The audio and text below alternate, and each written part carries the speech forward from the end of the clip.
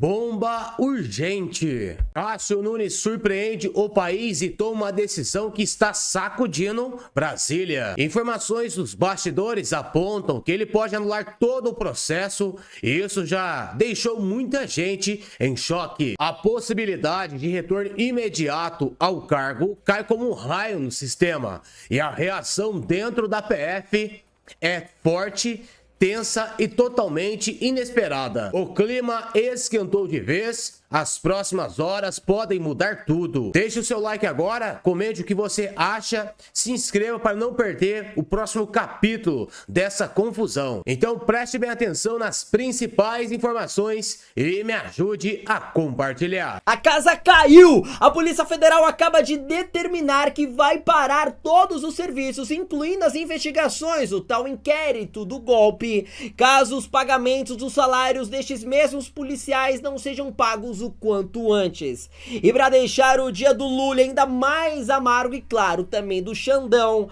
o Eduardo Bolsonaro, corajoso lá nos Estados Unidos, ao vivo numa entrevista para uma televisão americana, expôs o Lula, o Xandão e a democracia relativa que o nosso país vivencia. E claro, exaltou o presidente Jair Bolsonaro. E como não poderia ser diferente, a audiência lá nos Estados Unidos explodiu. A Polícia Federal enfrenta uma crise financeira. Luísa, a polícia agora ameaça dificultar as operações e os policiais reclamam da demora no pagamento de diárias. Me chamou mais atenção nessa nota, Tainá e Uribe, é que a Associação de Delegados da Polícia Federal, ela reclama do pagamento atrasado das diárias, né? As diárias são valores que são pagos aos agentes quando eles têm que se deslocar para cumprir alguma missão e uma operação fora da sede na qual eles estão lotados, né? E isso tem sido pago de maneira atrasada. Os policiais reclamam que as diárias têm levado até 2 meses para serem efetivamente pagas por essas missões e eles afirmam que se nada for feito pelo governo para reverter essa situação, podem interromper as operações ou fixar uma orientação para que a PF só saia às ruas, né, só cumpra missões se for paga antecipadamente essas diárias. Enfim, é uma discussão bastante complexa, né, porque a Polícia Federal fala em calote do governo nas forças de segurança. A Polícia Federal fez esse alerta, né, ameaçou, na verdade, sem meias palavras, ameaçou o governo federal no que diz respeito a esse impasse, né? Se não houver uma reversão desse contingenciamento no que diz respeito aos valores destinados à Polícia Federal, isso pode acabar levando a uma paralisação da categoria, né? E a paralisação do cumprimento de operações. Enquanto a greve dos policiais federais pode explodir a qualquer momento, Lula e o Xandão estão preocupados com a narrativa de golpe. Golpe pra lá, golpe pra cá. Mas olha, se tem uma coisa que o Xandão e o Lula também precisam ficar muito preocupados, é com Eduardo Bolsonaro, que ao vivo, durante uma entrevista na televisão americana, fez chover. Eduardo Bolsonaro is the son of Jair Bolsonaro. He's a Brazilian politician, lawyer, and federal deputy representing Sao Paulo, and he joins me now. So, Eduardo, you and I know each other well. We have watched your country go through great successes during your father's administration. We've seen some of the backsliding under Lula. What's your reaction to these new charges against your father? Yeah, actually, for the American people, it's not hard to imagine because the lawfare that we're facing down there in Brazil is the same lawfare that Trump faced here. I usually say it's the same virus. The difference is that we have less antibodies in Brazil, which make things harder. But I really believe that we have a chance because with Trump here as president of the United States, you have not only a new wave all around the world, going down with prime ministers and raising other people from the right wing, but also, for example, the USA. USA, like Mike Pence said, if USA does not exist, Bolsonaro would still be the president of Brazil. So, do you believe that? Do you believe that they didn't exist, that Lula would have lost the election? 100%. Because how Mike Pence described the way that the money of your money, taxpayer, American taxpayer, was going to Brazil, it was to teach judges how to persecute their opponents, indoctrination in the media, coordination. If all of that they usually accuse us to do, actually they were doing. So it's unbelievable. That's why it explains how my father goes to the streets, even still nowadays, going to the streets. Everybody stop what they're doing to go there and ask for a picture, be together with President Bolsonaro. And Lula, I challenge you, try to find, ask someone from your team, try to find on YouTube, Google, whatever, a video of Lula going to the streets full of people. They don't have it. How can I explain that?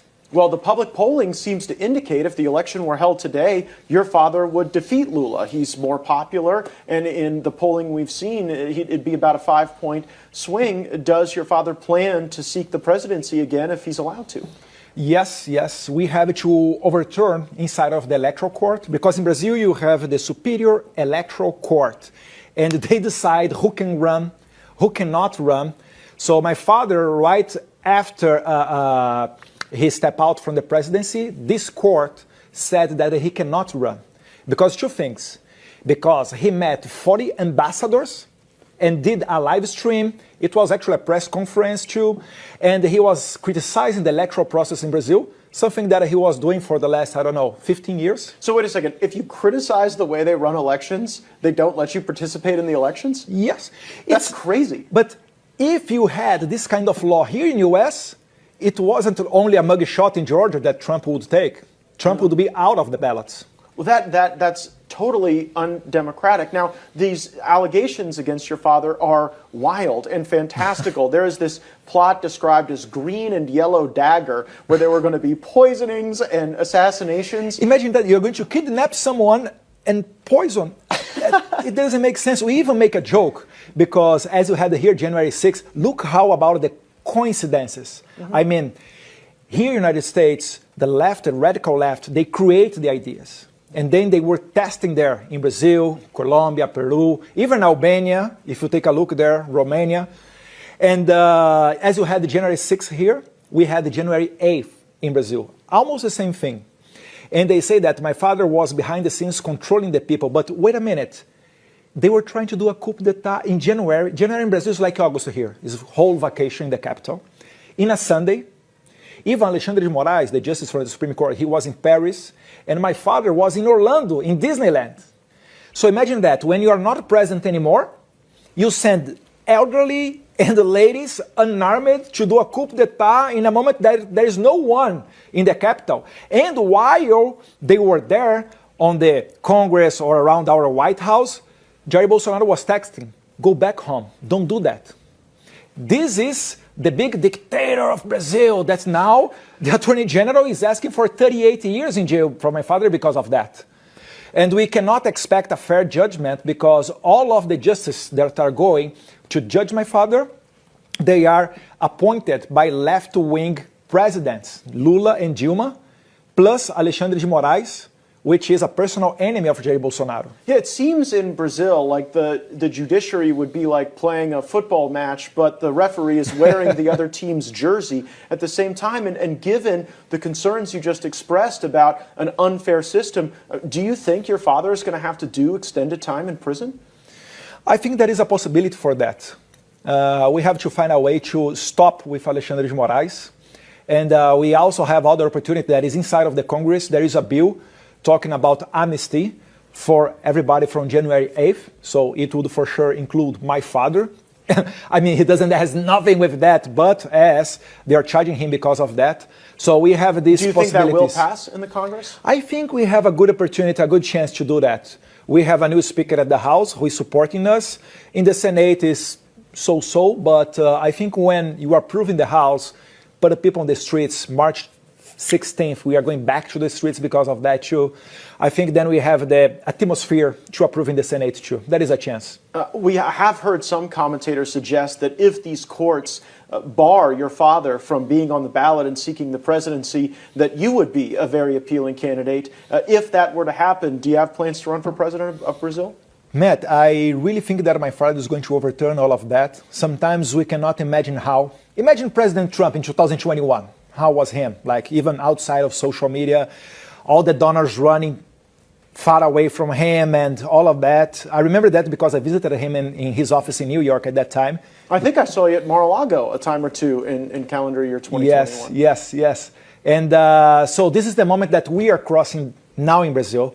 But after Trump's election, after all of that, after the shot on his ears, people start to compare with the stab that my father suffered from a radical left militant. These so many coincidences makes us have hope that we can also follow the path of the United States and go back with Bolsonaro as president. I think that is really unfair. You do not let him run because he met ambassadors and criticized the electoral process. And the other excuse that they created is because he made a public statement after September 7th, because it's our Independence Day. So we had a military parade, and after that he crossed the street, going to a square where we have, I don't know, almost 1 million people waiting for him. He did a speech. And the electoral court said this was political abuse. Come on. So it's really unfair what is going on in Brazil. And I think God is looking to us. And on 2026, we will be even stronger in the Congress. And hope, going to the end of this answering, that we are going to have the same power of Bukele in El Salvador or Trump right now here with full majority in the House and in the Senate. God is reserving to us this moment too. Trump, Bukele, Bolsonaro, that would be a triumvirate for the Western Hemisphere that would resist globalism and I think restore national pride in a lot of places. How's your dad just doing in all of this? When you get charged with crazy crimes, it must be shocking. Did he see it coming? What's his state like right now? First, hopefully he's okay. But when's the last time you talked to him? Huh? Have you talked to him recently? With my father? Yeah. Yeah, almost every day. Almost every day I talk with him. Because I'm spending a lot of days here in the US as well, sure, talking with some people in the Congress and in the administration. But hopefully he's okay. This is 100%. He has at least 15 years working, and he's really hardworking. Never sleep. Unbelievable. I know someone like that. He's our current president. If you had a message to President Trump as these conditions are evolving in Brazil, what would it be? Actually, Trump is already helping, even if he doesn't know that, because when you cut USA, the NAD, Atlantic Council, all of the money of the American taxpayers to do not go anymore for censorship or indoctrination of the media, this is a huge help. But if I could ask something else more, I would say maybe send G.D. Vance to a visit in Brazil, official visit. It would be just unbelievable. If he repeats the same kind of speech that he had in Europe, it would be great for Brazil. And Mr. President, in Brazil, they fear you. They are, I cannot use the words that I would like to do because sometimes my grandma, she watches me, but they really fear you. They really believe that you can do a lot of things. And Alexandre de Moraes, this crazy justice from the Supreme Court, he's invading the jurisdiction of United States. The same thing that Karim Khan, the prosecutor of the ICC, did, Alexandre de Moraes is doing against the United States. So keep your people safe and protect them from this crazy virus from Alexandre de Moraes. Espetacular! Eduardo Bolsonaro mais uma vez foi brilhante. Conseguiu desmontar todas as narrativas impostas pela imprensa, pela esquerda e por uma parcela do judiciário do nosso país, em especial em relação ao nosso presidente Jair Bolsonaro, em especial também a nossa democracia, a nossa liberdade de expressão e livre manifestação. Agora a pergunta que eu quero te fazer é a seguinte: e se Eduardo Bolsonaro estivesse dando essa entrevista hoje aqui no Brasil, será que essa entrevista iria ao ar? Aliás, vou ainda mais além. Será que Eduardo Bolsonaro poderia estar hoje, ó, dia 3 de junho de 2025, no Brasil, dando uma entrevista livre da forma que ele está fazendo lá nos Estados Unidos? Bom, eu acho que a realidade já diz muito sobre aquilo que a esquerda tenta dizer que é uma inverdade. A decisão do ministro Gilmar Mendes, claro, gerou desconforto entre outros ministros ali da Suprema Corte. Alguns colegas do decano avaliam que a medida pode ser interpretada, então, como autoproteção, especialmente diante da possibilidade de a direita formar maioria no Senado em 2026. Outros ministros também afirmaram que o tema já estava pacificado e que a decisão, então, criou um mal-estar desnecessário com o Poder Legislativo. Mais informações você encontra na nossa página, né, na revistaoeste.com. Agora sim, deixa eu aproveitar para dar as boas-vindas ao doutor Ives Gandra Martins. Muito boa noite, seja bem-vindo. Quero agradecer. Ontem nós tentamos contato, né, doutor Ives, mas o senhor estava num congresso trabalhando firme e forte aos 90 anos. Agradeço mais uma vez a gentileza de arrumar um tempinho na sua agenda para conversar conosco. E eu já vou direto ao ponto, quero ouvi-lo aí sobre essa decisão do ministro Gilmar Mendes, né, de retirar os direitos dos cidadãos, de denunciar ministros do Supremo Tribunal Federal e entregar, então, esse poder, essa legitimidade ao Procurador-Geral da República. Muito boa noite. Boa noite. Veja o seguinte, ontem exatamente no painel em que eu participei, era presidido pelo ex-ministro do Tribunal Superior Eleitoral, Roberto Rosas, e os 3 palestrantes eram o presidente Michel Temer, o ex-presidente supremo Marco Aurélio de Mello e eu. E todos analisamos a decisão e achamos, do ponto de vista estritamente jurídico. Lá estava o Marco, que hoje é advogado, o Michel Temer, que hoje é advogado, e eu, que sempre fui advogado. E todos achamos que não tem sustentação. O ministro Gilmar Mendes, eu tenho uma grande admiração, livros escritos por ele, uma amizade de 45 anos, sou doutor honoris causa pelo Instituto de Direito Público e sei o valor constitucional dele como professor. Os nossos livros, leis que fizemos juntos, a lei da DPF, eu fui ao lado dele, presidido pelo meu companheiro de comentários, Celso Barça, Moroval, Oscar Correia, quem redigimos a lei da DPF sem ter sido uma vírgula só mudada. Então, quero dizer que tenho grande admiração pelo Ministério, mas acho que está absolutamente incorreta a decisão. Embora a nossa opinião dos 4 que estavam lá contestando, entendemos que não tem sustentação. Ele diz, isso é inconstitucional, mas quem tem que fazer então a nova lei é o Congresso Nacional, não é ele. E ele fez a lei. O que o Gilmar fez foi o seguinte, agora é só o Procurador-Geral. Onde está, feito pelo Congresso Nacional, isto? E é um dado que me parece fundamental. Em 1953 e 93, era subchefe da Casa Civil o ministro Gilmar Mendes. Nossa amizade vem de muito antes disso. E houve o pedido de impeachment do Collor. Ele me pediu, em nome do Collor, que, baseado nesta lei, que agora ele considera inconstitucional, que eu desse um parecer, se eu podia fazer. Por isso que já tinha feito um parecer também para o Hélio Bicudo sobre um outro aspecto da lei, mas que faria, dizendo que faria sem cobrar honorários, para ter a liberdade de continuar criticando, e ao mesmo tempo dizer que não mudava nenhuma das minhas posições. Eu já tinha manifestado sobre alguns aspectos da política do presidente Collor. E fiz o parecer, e publicamos. Inclusive o Paulo Brossard publicou um livro específico, era a 2ª edição, me pediu, para ele era ministro do Supremo, que eu falasse com a minha editora, que era a Saraiva, se eles podiam publicar em uma semana, para ser antes do julgamento do presidente Collor. O ministro estava considerando absolutamente constitucional. Nós tivemos a discussão do impeachment do presidente Collor, do impeachment do presidente Dilma.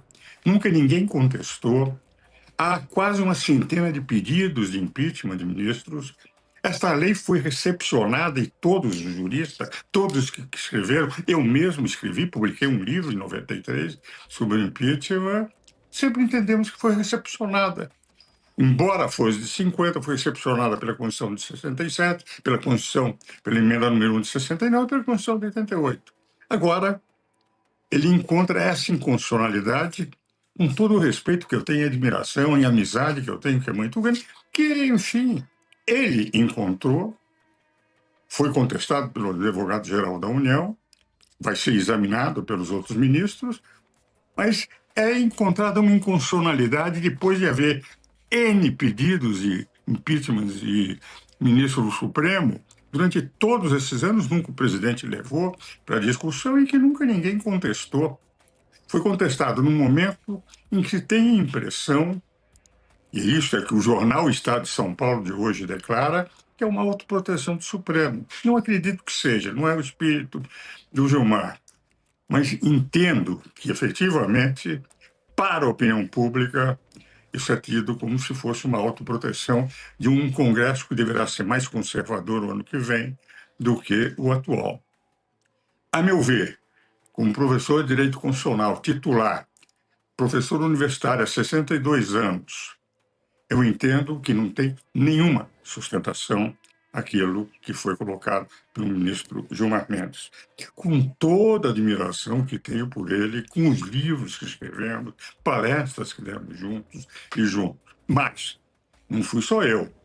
Ontem, quando eu, Michel Temer, Marco Aurélio de Mello, Roberto Rosas, pusemos a mesma questão, expondo também as nossas preocupações de um acirramento nas relações entre o Senado e o Supremo, um auditório repleto, de em torno de 200 juristas que lá estavam e economistas, todos aplaudiram a nossa interpretação. O que me parece que é uma interpretação isolada de quem tem força. O que eu falo não tem valor nenhum. Eu falo como professor, ele vale como uma reflexão acadêmica. O que ele faz tem valor porque ele impõe. Ele tem o poder de exigir. Mas do ponto de vista estritamente jurídico, sem examinar qualquer questão de valor e sem subjetivo nenhum. Nenhum dispositivo desta lei ou de qualquer lei expõe aquilo que ele diz que é o procurador-geral que pode. Razão pela qual, se esta lei tiver que ser mudada, só pode ser mudada pelo Congresso Nacional. Sim. Não com o Supremo legislando, porque ele acaba de legislar, que criou uma hipótese legal que é a de ser o procurador-geral único com legitimidade ativa. E nós sabemos que o artigo 49, inciso 11 da Constituição, declara o seguinte: compete exclusivamente ao Congresso Nacional zelar por sua competência normativa perante os outros dois poderes, que são o Poder Judiciário e o Poder Executivo. Razão pela qual, data máxima vênia, principalmente tratando de um amigo queridíssimo, há 45 anos, eu entendo, com todo o respeito devido, que é manifestamente insustentável do ponto de vista jurídico a decisão do ministro Gilmar Mendes. Doutor Ives, deixa eu aproveitar aqui o gancho, estou falando do artigo 49, que compete ao Congresso Nacional zelar aí pelas suas prerrogativas. Quais seriam, então, os caminhos, né, legislativos possíveis, objetivamente, dentro aí da Constituição, para uma reação em relação a essa decisão do ministro Gilmar Mendes, que possivelmente vai ser referendada aí pelo plenário do Supremo? Eu não sei se será referendada, hein? Eu não sei se será referendada. Embora seja a sessão secreta, os advogados não falam, ninguém fala, ninguém sabe o que eles estão decidindo. Eu considero que isso é uma violação ao artigo 55, inciso 5º da Constituição, que diz que é assegurada a ampla defesa. Nós teríamos que ter, pelo menos, a ampla defesa que tínhamos no dia 5 de outubro de 88. E não temos agora, porque nas sustentações orais não existem. Você faz uma, manda 24 horas antes e sabe que nenhum ministro vai ouvir. De tal maneira que a impressão que eu tenho é de que nas sessões nós não temos defesa, eles fazem o que querem. Agora, eu entendo o seguinte, sempre defendi isso, que o decreto legislativo seria o caminho. Mas eles têm um caminho mais rápido, fazer uma lei. Já que eles dizem que essa não foi recepcionada, faz uma que fez, dizendo a mesma coisa agora, o que ele não vai poder. Porque o argumento dele é, como nós somos o supremo poder da República, podemos fazer a lei em lugar do Executivo e podemos administrar o Executivo, porque nós estamos hoje um poder supremo, antes era o Executivo, no regime militar, hoje é o Supremo Tribunal Federal, que define quem é que fala, quem é que pode falar, o que se pode falar, o que é a democracia, não é mais o povo. É evidente que, a essa altura, eu só vejo um caminho. Esse caminho é, efetivamente, o Legislativo fazer de imediato. Ou a outro decreto legislativo, o que pode sempre acontecer, o Supremo não aceita, é impostral, é isso, é aquilo. E aí nós vamos ter um conflito muito maior de poderes. A impressão que eu tenho é que, a essa altura, se os ministros do Supremo querem realmente a harmonia e independência dos poderes, não é uma função, às vésperas de uma eleição, de acirrar os ânimos entre o Executivo e o Judiciário e o Legislativo, mas ao contrário, tentar um diálogo. E não é decisões como essas que facilitam, porque, indiscutivelmente, sempre na indicação de um Procurador-Geral da República, o que é que nós temos? Nós temos uma consulta do presidente aos membros do Supremo. Eu, desde que tentei a primeira vez no Supremo, em 62, sempre houve aquelas conversas informais para saber a aceitação do nome que o presidente queria. É evidente, dá ao Procurador-Geral o direito único de ser o único com legitimidade ativa, de propor ao Supremo, ao Senado, que é o maior tribunal do país, que é o único que pode julgar presidentes e ministros do Supremo, é fazer o que tínhamos na Constituição dos Militares, que a inconstitucionalidade de leis teria que ser proposta pelo Procurador-Geral da República, que era o advogado do presidente. Nunca havia nenhuma inconstitucionalidade pedida pelo Procurador-Geral da República, ele não podia pedir contra o seu próprio cliente. O Procurador-Geral da República, indicado e com apoio, com aval dos ministros do Supremo, evidente que jamais faria, então, o que representa que seria um artigo de reflexão lírica, poética, romântica, colocado lá, que nunca aconteceria. Eu sou contrário ao impeachment de ministro, acho que abre uma tensão muito grande. Esse é um dispositivo que está lá. E sendo um dispositivo que está lá, teria que ser respeitado como está na Constituição. Cabe ao Supremo Tribunal Federal. E se cabe ao tribunal, é o povo que pode pedir. Cabe, ou melhor, ao Senado Federal julgar. Foi isso que os constituintes quiseram. Quando disseram que a democracia no país, pelo artigo 1º, quem define o que é democrático é o povo, através dos seus representantes. Quem são os representantes do povo? O Executivo e o Legislativo. A soberania do povo é exercida por seus representantes. Por que o Poder Judiciário aparece em último lugar na reunião dos poderes? Primeiro, o Legislativo, porque eu tenho a totalidade da representação popular, 100%, posição e situação. Por que aparece em segundo lugar o Executivo? Porque lá só tem a maioria da população representada na organização dos poderes. E por que aparece o terceiro lugar, o Judiciário? Porque ele não representa o povo, representa a lei que não faz, que só pode ser feita pelos outros. E, nesse caso, foi feita uma nova lei. Escreveu uma nova lei dizendo está na Constituição, que não está, que só o Procurador-Geral da República não está, ninguém escreveu isso, pode iniciar o impeachment. Então, me parece, com todo o respeito e admiração que tenho, a amizade que eu tenho, e considero um dos maiores constitucionalistas do Brasil, nesse ponto, a divergência é manifesta. E se nós aceitarmos isto, nós passaremos a viver a jurostocracia, não a democracia. O Supremo fará a lei que quiser, mudará a lei que quiser, e os outros poderes têm que se submeter. Porque não é mais 150 milhões de brasileiros que decidem o que querem como soberania, mas 11 cidadãos eleitos por um homem só. Então, eu tenho a impressão que há necessidade de uma distensão entre os poderes. E a autocontenção a que faz menção o ministro Fachin já começaria muito bem, que seria, talvez, reduzir as tensões entre poderes. Se essa posição do ministro Sérgio Mendes não fosse aceita pela maioria dos ministros da Suprema Corte, um gesto que, a meu ver, facilitaria o futuro diálogo entre o Legislativo e o Judiciário para o bem do Brasil. Doutor Ives Gandra Martins, eu agradeço mais uma vez a gentileza de conversar conosco sobre esse assunto. Muito obrigada mais uma vez. Uma boa noite para o senhor, bom trabalho. Até uma próxima. Um grande abraço a todos. Marcília, Augusto e a você especialmente, Paula. Nunes Marques suspende afastamento e autoriza retorno imediato de Vanderlei Barbosa ao governo de Tocantins. Ministra do STF afirma que a medida do STJ carecia de provas contemporâneas e representava intervenção desproporcional.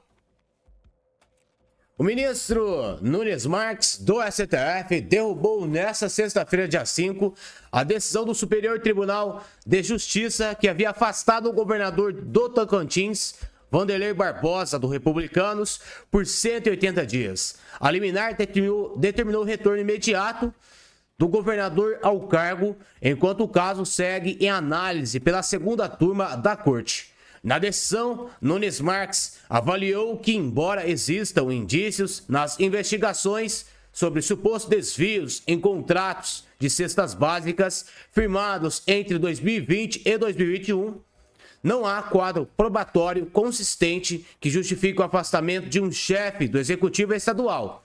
Para o ministro, as medidas impostas pelo STJ extrapolavam a necessidade do momento. Segundo o magistrado, no presente momento, a ponderação dos valores constitucionais em jogo conduz à prevalência da legitimidade democrática, expressão do voto popular, retornando desproporcional à continuidade do afastamento. Ele também considerou que não ficou demonstrado risco atual à persecução penal ou à ordem pública. A ausência dos fatos foi um ponto central da análise. O juiz destacou que os elementos do inquérito remontam aos eventos passados e não justificam uma medida extrema neste momento. Nunes Marques observou ainda que a situação provoca abalo político desnecessário às vésperas de um ano eleitoral. Lembrando que o afastamento já durava cerca de 90 dias. Com a liminar, ficam suspensas todas as restrições impostas pelo STJ, inclusive a proibição de acesso a prédios públicos. Vanderlei Barbosa reassume imediatamente suas funções, enquanto o mérito do habeas corpus aguarda julgamento. Outra informação que está repercutindo também no dia de hoje: Moraes autoriza membro da comissão da Câmara a inspecionar cela de Bolsonaro. O presidente da comissão havia pedido ao STF a autorização de inspeção para verificar as condições de custódia do ex-presidente Jair Messias Bolsonaro. O ministro Alexandre de Moraes autorizou na noite de sexta-feira que o representante da Comissão de Segurança Pública e Combate ao Crime Organizado da Câmara dos Deputados visite o ex-presidente Jair Bolsonaro do PL na Superintendência Regional da PF em Brasília. A visita foi solicitada pelo deputado federal Paulo Bilinski, do PL, presidente da comissão, para realizar uma inspeção na cela onde Bolsonaro cumpre pena. Moraes decidiu que a visita será realizada na próxima quinta-feira para que Bilinski ou algum outro parlamentar designado para realizar tal inspeção. Conforme a decisão, a visita poderá ser feita entre 9 e 11 horas da manhã. O visitante pode ficar no máximo 30 minutos com o ex-presidente. O ministro destacou, no entanto, algumas regras que o parlamentar foi ao local deve seguir. São elas: não utilizar celular, não tirar fotos ou gravar imagens. Requerimento aprovado da comissão. Na terça-feira, a comissão aprovou o requerimento de autoria do deputado federal Gilvan Federal, que prevê a realização de inspeção imediata nas instalações onde Bolsonaro está preso.